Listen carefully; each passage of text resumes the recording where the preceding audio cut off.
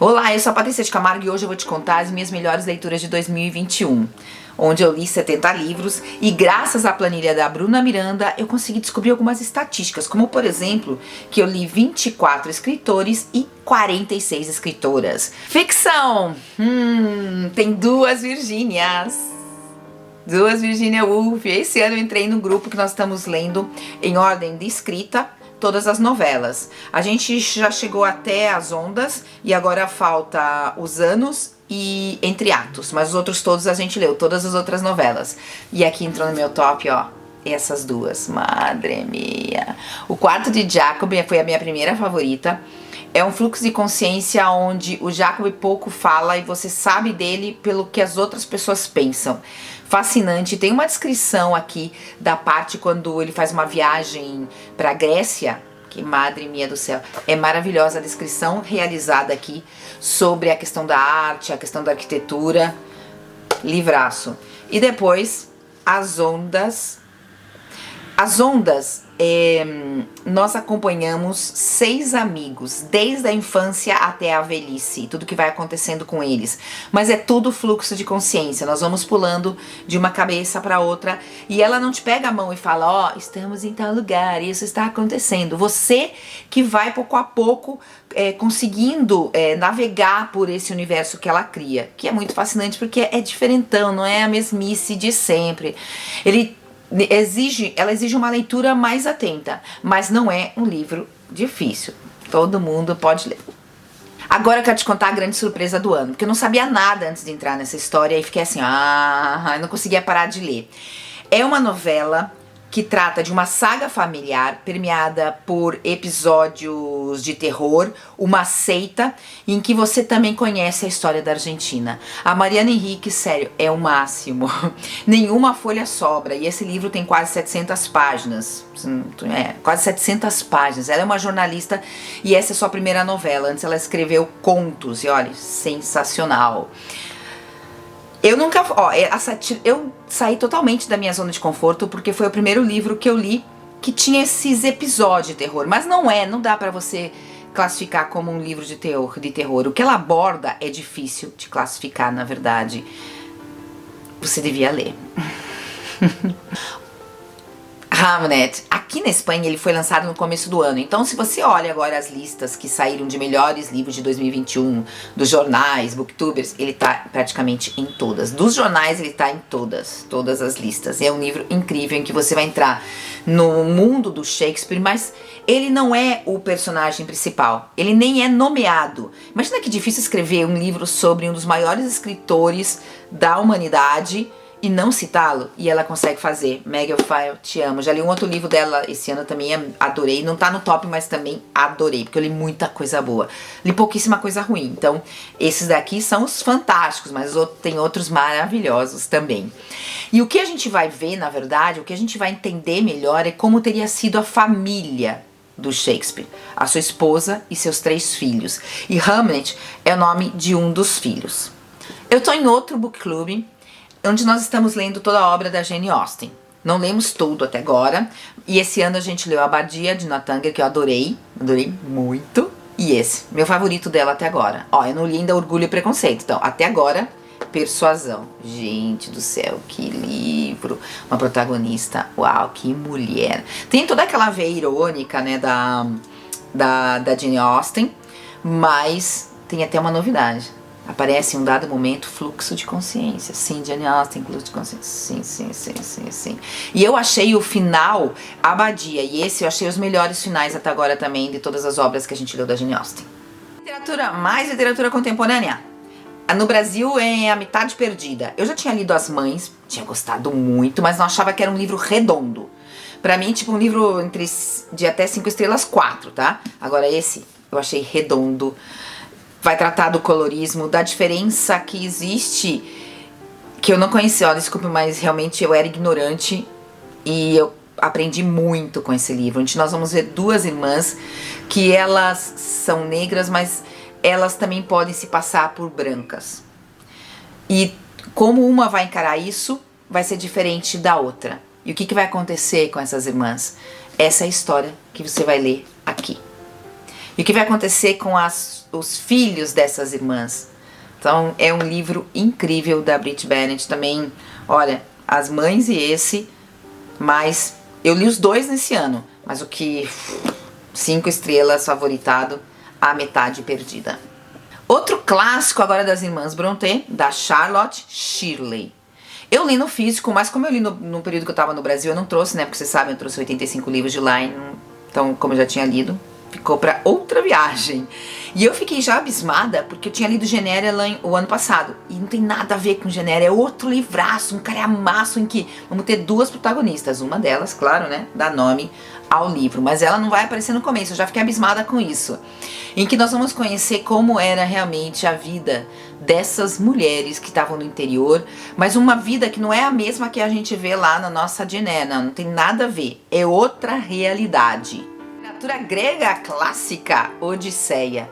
Gente, ficou pensando que eu demorei tanto pra ler. Não entendo, não sei como demorei tanto. Eu li nessa edição espetacular em espanhol, que é da Black Books, eles chamam Clássicos Liberados, em que eles dão uma repaginada. Aqui, por exemplo, a gente tem o texto, depois eu li com o grupo, que eu também vou deixar pra vocês na descrição, a gente tá lendo clássicos do grupo do Janiel, e eu reli daí em verso e em português.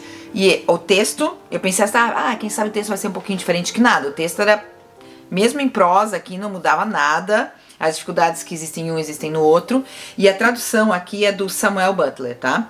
E o interessante que também é todo ilustrado. Eu vou mostrar pra vocês aqui, ó, toda ilustrada. Olha que coisa.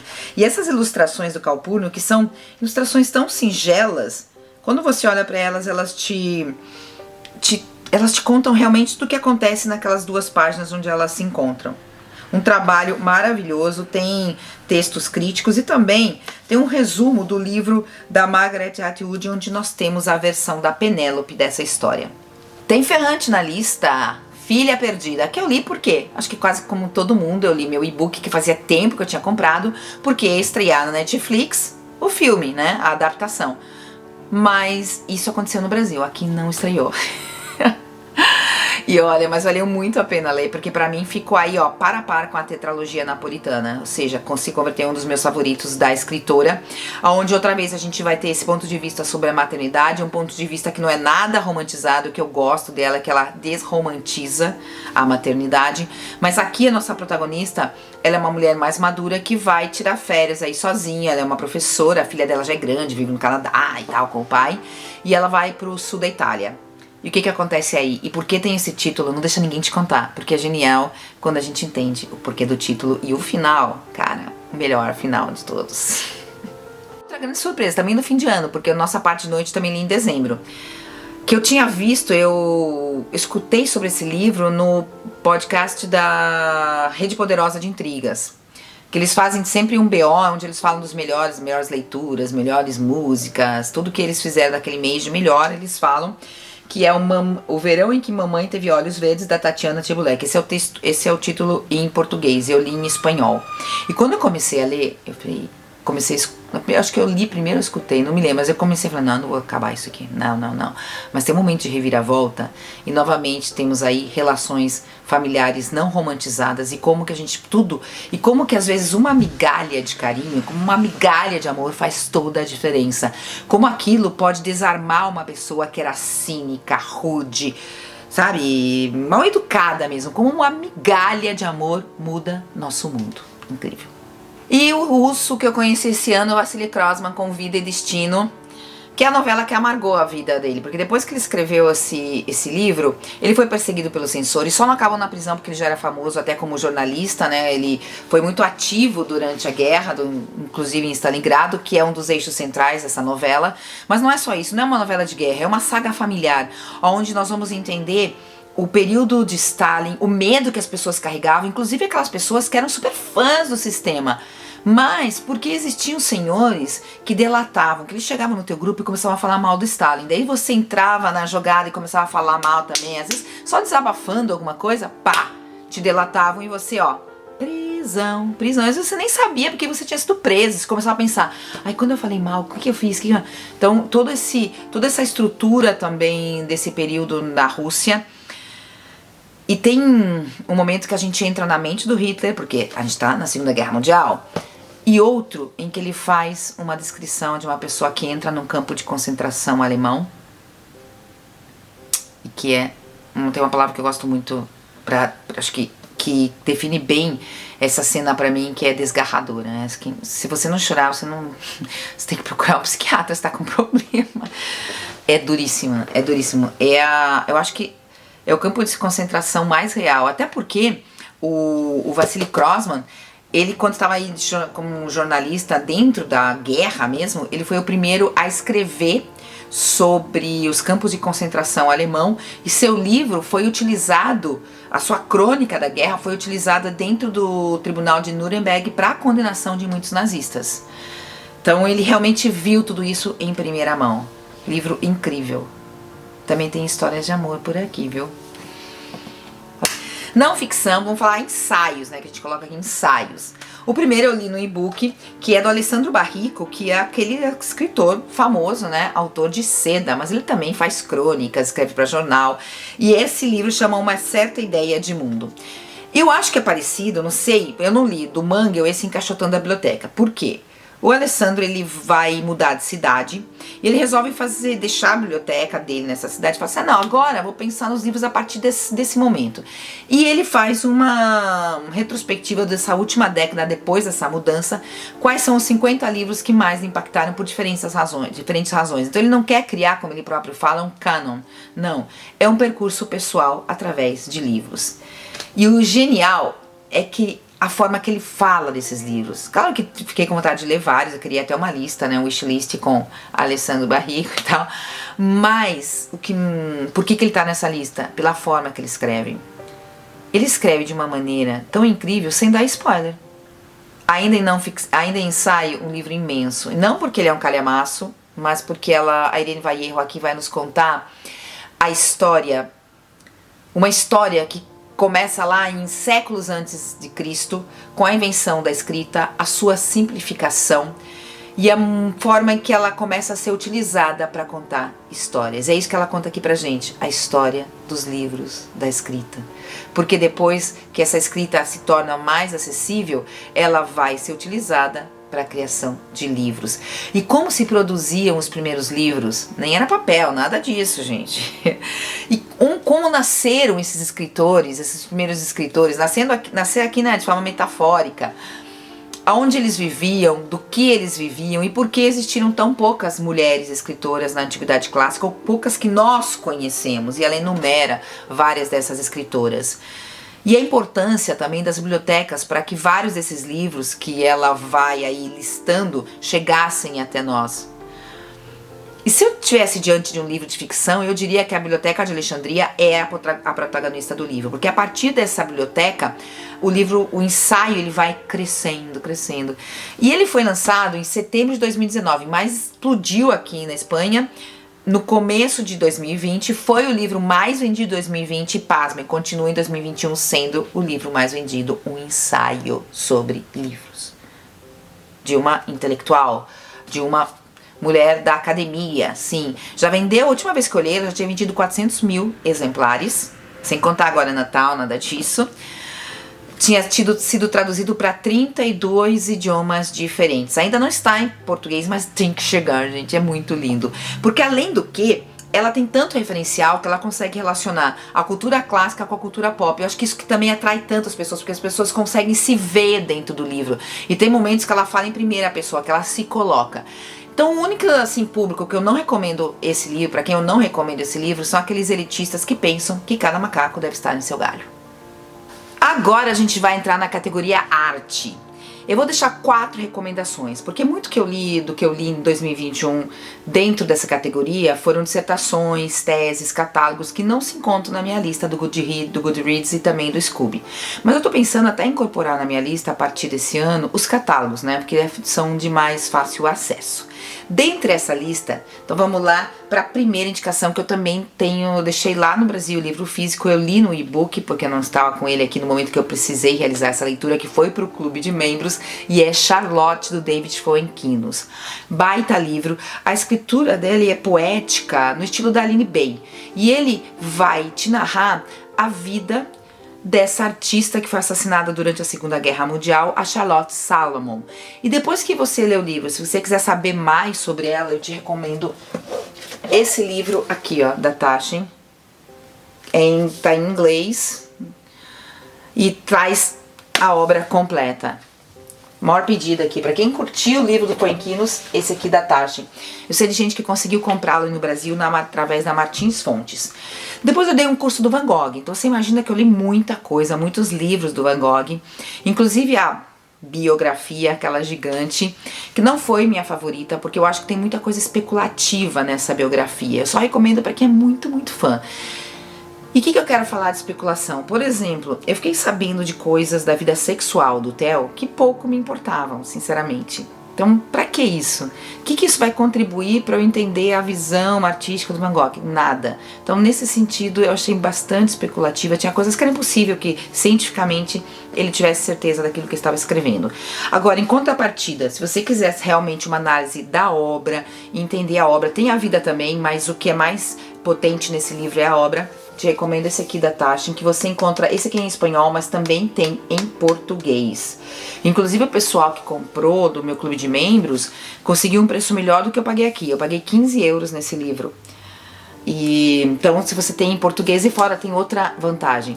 Todo colorido e tem praticamente a obra completa do Van Gogh. A leitura que a gente fez no clube de membros e que na verdade a gente vai discutir agora na segunda-feira, dia 10 de janeiro, esse mangá, ó, do Hokusai, uma obra de arte. Essa edição é da Pipoca e Nanquim. Recomendo, seja só para você desfrutar. Mas é interessante porque o Hokusai foi um dos grandes artistas de um estilo de xilogravura conhecido como ukiyo-e, um dos produtos mais reconhecidos internacionalmente da arte japonesa, que começa lá no século XVII, tem seu auge por 2, 3 séculos e vai ficar conhecido no Ocidente com a abertura do Japão no final do século XIX e comecinho do século XX, e vai impactar sobremaneira os artistas impressionistas e pós-impressionistas. Tanto que quando você vai na casa do Monet Vernet, você vê uma cópia dessa gravura famosa do Hokusai, A Grande Onda. Mas não espere aqui conhecer a obra através desse mangá. Você vai saber da vida do Hokusai, não de forma linear, mas ele vai te dar aquele desejo de conhecer mais depois da obra. E o último que eu coloco nessa categoria de arte é Os Europeus, do Orlando Figes. A gente já tem muita coisa dele traduzida ao português, muita coisa mesmo, mas esse aqui eu acho que ainda não está. Então, se você lê em espanhol ou em italiano, acho que também tá em inglês, você pode comprar o e-book, né? E é incrível, gente, mas inteligente, meu Deus do céu. Ele é britânico, mas naturalizado alemão. E ele vai aqui nesse livro pegar 3 vidas, Turgoniev, sim, o escritor russo,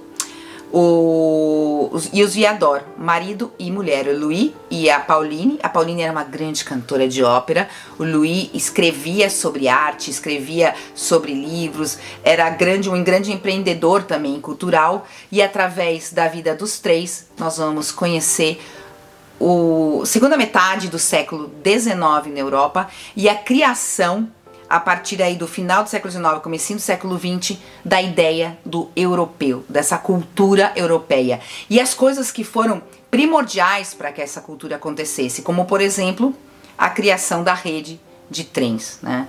Sem esses trens não existiria, não se poderia culminar nessa identidade europeia. E por que isso? Por que os trens foram importantes? E depois dos trens, essa tecnologia levou à criação de outras tecnologias.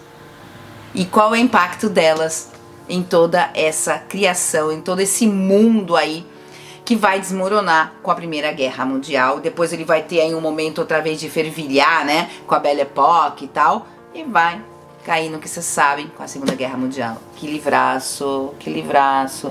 E tem história de amor, cara, uma história de amor linda, linda, linda, linda. E de uma mulher que vai contra todas as convenções da época. Essas foram as minhas melhores leituras de 2021, ano incrível em leitura, porque o resto, né, todo mundo já sabe, todo mundo viveu, sabe que o aninho do cão. Mas vamos tocando, né, esperando que esse 2022 tudo comece a mudar, por favor. E me conta aí qual que foi teu top 3, tuas 3 melhores leituras do ano, compartilha, quem sabe eu vou ler algum desses livros agora em 2022. E hoje eu te deixo aqui das Canárias com aquele beijo no teu coração.